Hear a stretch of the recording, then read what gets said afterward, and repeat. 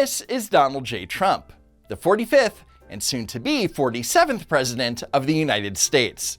In the 2024 election, Trump not only won the Electoral College, but he also won the popular vote to the dismay of the media, i.e. the resistance. Donald Trump won the election, won the popular vote. He will be the next president. There's no question about that.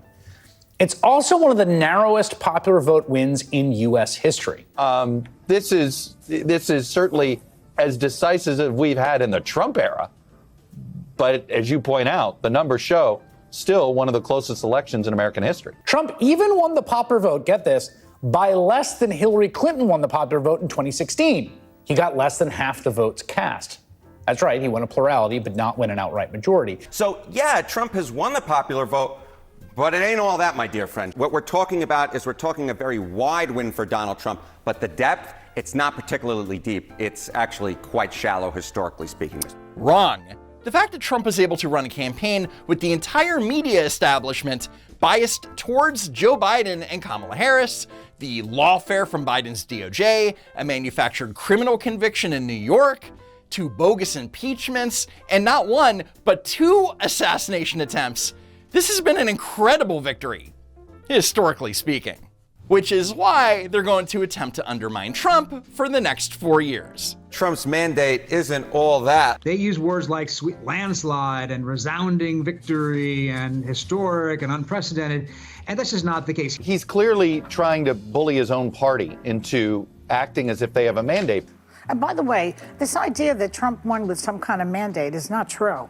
I mean, we have information there. He beat Kamala Harris by 1.6%. Joe Biden beat Trump by 4.5%, and nobody said it was a mandate. So get that out of your lips, out of your mouth, these people who are saying it's a mandate. It's not a mandate. This was, in fact, not a mandate. What the American people want is for Republicans and Democrats to work together. As you hear Trump and his supporters suggest, the election was this enormous wave in which a transformation swept across the country, in which Americans were just begging for a full MAGA makeover. This small margin pseudo mandate. Look, if you look historically speaking, Donald Trump is now under 50% in the national popular vote, barely under 50%, but he is under 50%. And I want to take a look and compare his popular vote victory to those historically speaking over the last 200 years.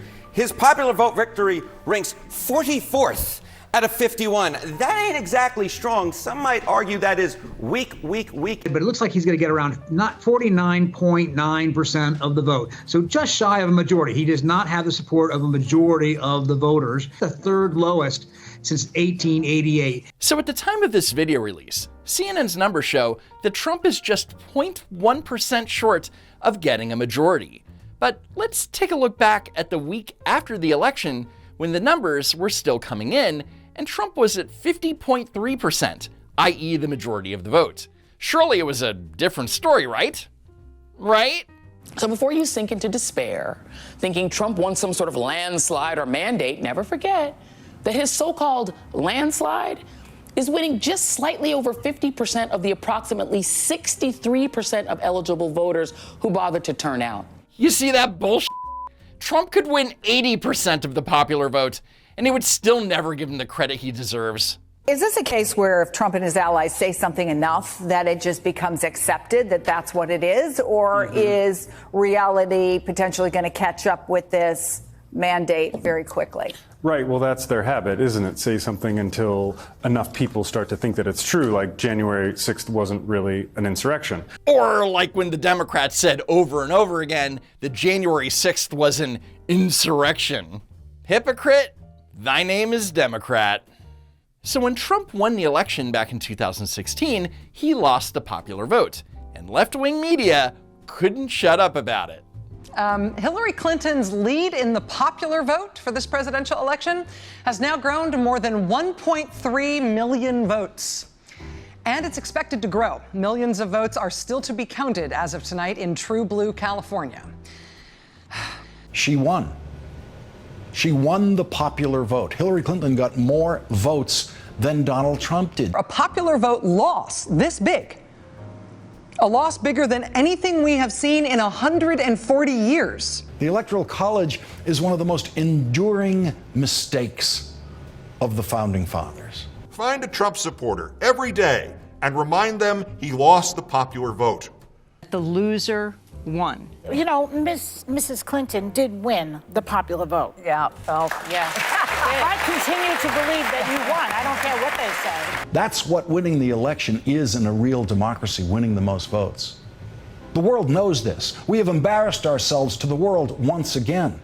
And remember, I did win more than 3 million votes than my opponent. So it's like, really? Oh, I didn't realize that 2.8 million was more than 3 million. My mistake. Well, if you look at all the returns and all of the stuff that was being said right after the elections, we found out within the last 24 hours that Trump's vote is now less than 50% of the American people. So that means that over half of the voters did not vote for him. So where is this mandate that everybody is talking about? So we did not have any kind of a mandate. There was not any kind of a wipeout. And so if you just chill out. So we went from Trump didn't win the popular vote, which in the words of Lawrence O'Donnell means that the United States is, quote, not a real democracy, to, well, Trump won the popular vote, but he didn't win the majority of the votes, so he doesn't have a mandate. But what does that even mean? What is the mandate? Well, here's Lee McGowan, a 49-year-old woman who goes by the moniker PoliticsGirl. Now, I'm sure you've heard the word mandate a lot lately.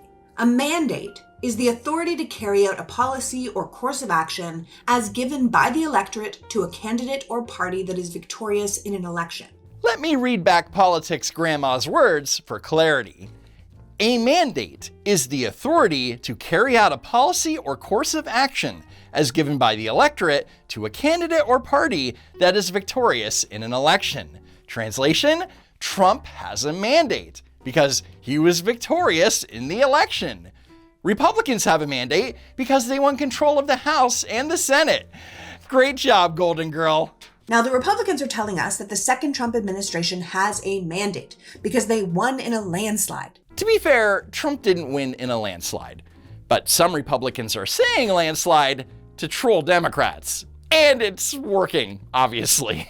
But landslide or not, Trump's win is certainly the greatest political comeback in the history of presidential politics. And with it, he swept every single battleground state.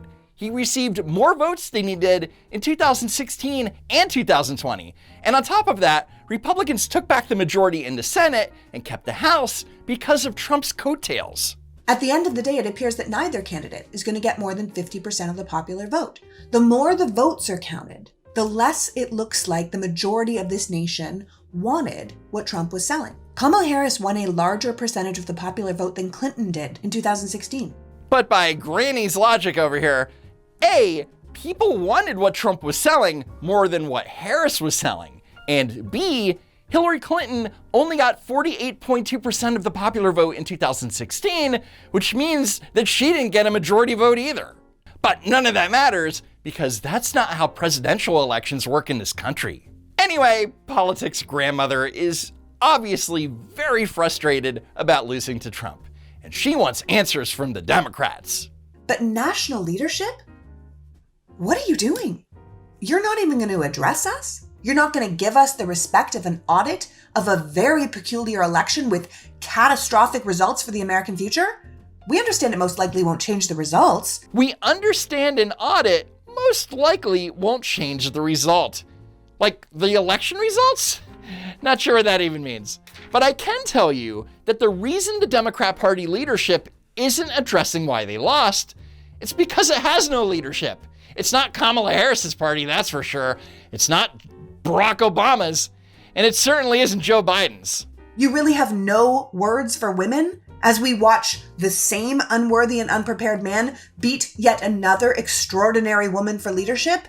Oh, sure. Kamala Harris was extraordinary. Extraordinarily bad. I don't blame Harris or Walz. They were great candidates. I can't believe that she said that with a straight face. Kamala Harris and Tim Walz had a reported $1.6 billion at their disposal, spending an average of $100 million a week to run against a so-called convicted felon, and they couldn't even win against a supposed cash-strapped Trump campaign. Trump is losing. The Trump campaign is practically out of money, and they've left their ground game to inexperienced loyalists who have no idea what they're doing. He is losing. And that aged about as well as a granny over here.